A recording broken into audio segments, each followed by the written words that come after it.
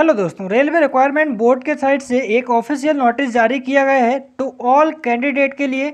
इस नोटिस में लिखा है 3 केंद्रीकृत रोजगार अधिसूचना जारी किया गया है। आप सभी को पता है कि पहले कोरोना को ढील देते हुए दिसंबर 2020 में CBT 1 का एग्ज़ाम जो है कंडक्ट कराया गया था, लेकिन अब फिर से कोरोना की वजह से जो है यहाँ पे सारे एग्ज़ाम पोस्टपोन करा दिए गए हैं और कोविड-19 के कारण ही सभी एग्ज़ाम प्रभावित हैं और सभी राज्य भी प्रभावित हैं। जैसे ही ठीक होता है और एग्ज़ाम कराने की अनुमति देते हैं तो आपके लिए एक फिर से नोटिस जारी किया जाएगा और आपको इन्फॉर्मेशन दे दिया जाएगा। ऐसे ही जानकारी पाने के लिए हमारे चैनल को सब्सक्राइब करके बेल आइकन के नोटिफिकेशन को जरूर प्रेस करें।